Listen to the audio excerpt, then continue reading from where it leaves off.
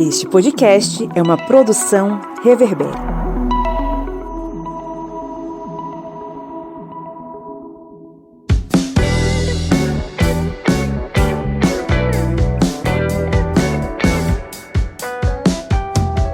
Olá, historiantes! Está entrando no ar o FAQ, o seu programa de perguntas e respostas que responde às dúvidas mais frequentes sobre história e outras ciências humanas, comigo, o professor Pablo Magalhães. No episódio de hoje, passeamos pela França medieval, em plena Guerra dos 100 Anos, para saber se realmente os duelos foram mecanismos de decisão de reinos sobre processos judiciais. E aí, vamos para o nosso 13º FAQ? Ano passado chegou aos cinemas o filme O Último Duelo, com direção de Ridley Scott. O filme é baseado em um livro homônimo do especialista em literatura medieval Erich Jäger, que reconta basicamente um caso de estupro que levou a um duelo excepcional na corte do rei Carlos VI da França. Em janeiro de 1386, a francesa Marguerite de Thibauville, esposa do cavaleiro Jean de Carrouge, foi atacada e violentada pelo escudeiro Jacques Legris, um desafeto de seu marido que outrora já havia sido um grande amigo. O caso levado a julgamento chegou a um impasse, sem provas suficientes, como comprovar ou não o estupro denunciado. A única saída seria lançar a sorte em um duelo mortal, cuja vitória provaria a inocência ou a culpa do réu. Quanto dessa história pode ser verdade ou mentira? Como nenhuma adaptação é salva de cortes e romantização, é preciso separar o que é real e o que é ficção. Vamos à pergunta de hoje.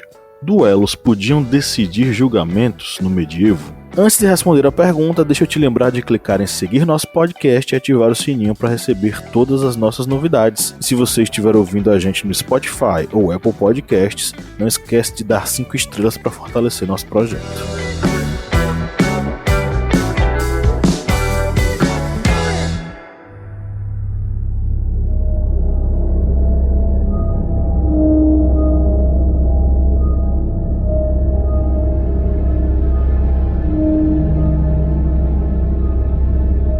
No medievo, principalmente na Alta Idade Média, existiam julgamentos por ordalha, ou seja, julgamentos onde um teste da vontade de Deus era realizado para decidir o veredito final. Diversos textos normativos que caracterizaram a ordem jurídica dos franceses previram o recurso aos ordalhos, a fim de resolver casos de difícil solução. Os resultados desses testes eram considerados como juízos de Deus, pois se acreditava que Deus revelava a verdade de um caso por meio de sinais inquestionáveis expostos naqueles que não resistiam à prova. Entre esses testes estavam, por exemplo, a famosa prova de fogo, que consistia em colocar um ferro em brasa nas mãos do acusado e ver se queimava. Se queimasse, era preciso ver se o ferimento gangrenava ou sarava. Quem se feria havia sido condenado por Deus.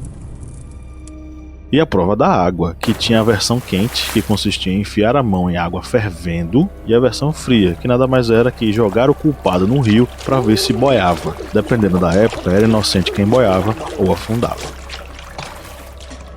Na prova de combate, cada lado, num julgamento, escolhia um campeão para um duelo até a morte. Também chamados de duelos judiciários, esses combates tinham lugar quando outros meios de prova falhavam. Os testemunhos e juramentos contraditórios aumentavam a possibilidade de resolução da disputa judicial por meio de um combate. Sobre isso, alguns códigos de lei medievais davam a base jurídica. O Código Burgúndio, um conjunto de leis da região da Borgonha, provavelmente do século VI, em duas situações permite que o acusador dispense as declarações do acusado e os argumentos da defesa, conduzindo as partes direto a um duelo. Se uma das testemunhas do réu morresse, provava-se que havia sido cometido o crime de falso testemunho. Assim, todas as outras testemunhas da parte eram consideradas culpadas, devendo cada uma pagar uma multa como compensação ao vencedor. Se o acusador, que deveria participar do combate ele mesmo, morresse, seria provado que ele tinha cometido uma falsa acusação, tendo como pena para esse delito o pagamento de uma multa ao réu. Os duelos judiciários fizeram parte da legislação carolíngia através de diversas ordens assinadas por Carlos Magno entre os séculos VIII e IX. Com o rei Luís o Piedoso, no século IX, houve uma expansão legislativa do recurso aos duelos, abrangendo todo o Império Romano Germânico. A Igreja medieval se manifestou geralmente contra os duelos, preferindo julgamentos com testemunhas, podendo recorrer à tortura como ferramenta para extrair confissões. Em 1215, no Concílio de Latrão II, padres foram proibidos de participar das ordalhas. Vários papas produziram bulas papais contra, e Henrique III da Inglaterra proibiu a ordalha no terceiro ano de seu reinado, em 1219. Porém, em pleno século XIV, um caso de estupro sacudiu o reino da França, envolvendo 2 nobres ex-amigos e a esposa de um deles. O destino seria selado na ponta de uma espada.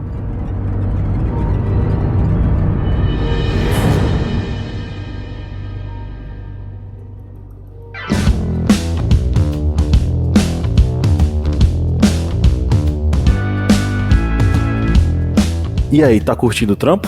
Saiba que você pode contribuir com a gente no apoia.se/historiante ou no aplicativo da Aurelo. Por apenas R$4 mensais, você ajuda o projeto e ainda recebe recompensas, podcasts e vídeos exclusivos, minicursos, sorteio mensal de livros e muito mais. O link tá na descrição do episódio.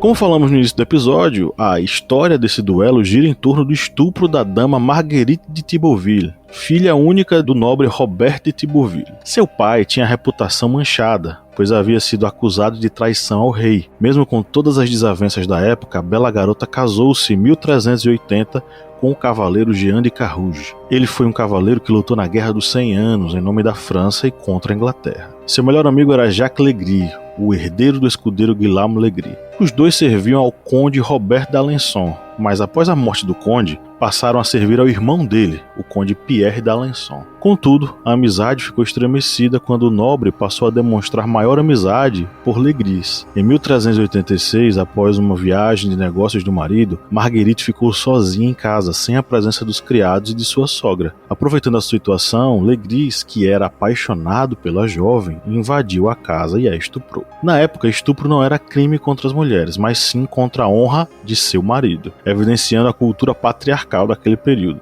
Mesmo com medo do marido, um homem bruto e agressivo, Marguerite contou a ele sobre o ocorrido, e Jean levou o caso a julgamento. O caso demorou muito tempo. Marguerite já estava grávida no julgamento, enquanto Legris dizia que era inocente. Durante muito tempo, as deliberações giraram em torno do fato de Marguerite ter tido ou não prazer na relação. E isso tinha muito a ver com a crença de que uma mulher só poderia engravidar ao sentir prazer no ato. E se isso fosse verdade, ela não teria sido violentada. Na época, o estupro era punível com multa ou morte, contanto que um homem, seja o marido, pai ou irmão, fizesse a acusação como uma violação de posse. A falta de confiança na palavra de uma mulher fazia com que o tribunal a incriminasse mais do que a defendesse. Assim, era difícil que estupros fossem reportados à justiça. Marguerite e Carrouge logo sabiam que denunciar Legris seria muito difícil e lhes traria consequências, especialmente porque ele seria absolvido logo de início pelo conde Pierre, seu amigo e primo do rei. Por isso, Carrouge foi direto ao rei Charles VI e propôs o duelo, que se tornaria o último do tipo apoiado pela justiça na França. Assim, quem decidiria sobre qual era a verdade seria Deus, ao permitir a morte do culpado no combate. O parlamento então decidiu que um julgamento normal não seria o suficiente para condenar alguém, já que não havia evidências o suficiente em ambos os lados para uma decisão. Então foi permitido o duelo judicial para que alguém ganhasse o caso.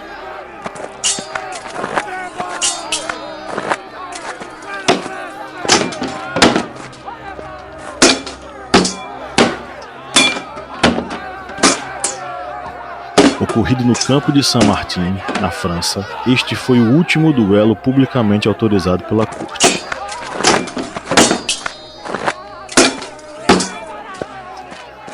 Legris foi morto durante o combate final. Já Carrouge foi ovacionado pela multidão e ganhou fama e notoriedade.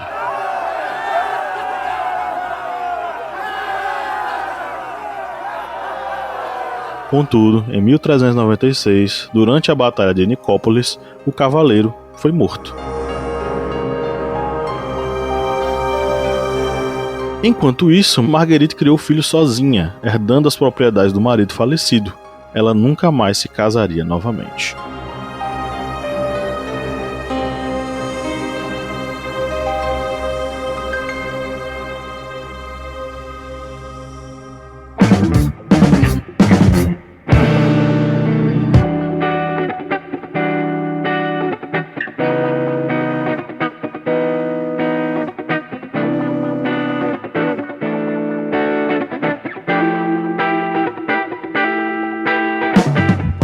Voltando à pergunta lá do início do episódio, duelos podiam decidir julgamentos no medievo? A resposta é sim. Alguns códigos de leis permitiam que esses combates fossem realizados, além de existir nas mentalidades do período medieval a ideia de vontade de Deus em testes de honestidade, os famosos ordalhos. No misto de costumes, tradição e leis, os duelos jurídicos teriam sido utilizados com certa frequência em julgamentos em que as provas não eram suficientes para a decisão final. Com o passar dos anos e as transformações sociais dos séculos XV e XVI, os duelos passariam a ser praticados mais como um recurso privado do que público, ficando mais restritos a disputas familiares e organizadas entre os próprios combatentes. Mas aí já é assunto para um próximo episódio. Chegamos ao final do FAQ Historiante, e aí, a gente tirou suas dúvidas? Lembrando que você pode mandar perguntas diretamente para a gente no e-mail contato@ohistoriante.com.br. Quem sabe a sua pergunta não vira um episódio aqui. A bibliografia base para esse episódio está na descrição. E claro, eu deixo o convite para que você acompanhe os nossos programas ao longo da semana aqui no podcast. Quarta-feira tem Minipédia e no final de semana, no sábado, tem a nossa mesa redonda sobre temas da atualidade. Eu fico por aqui. Abraço!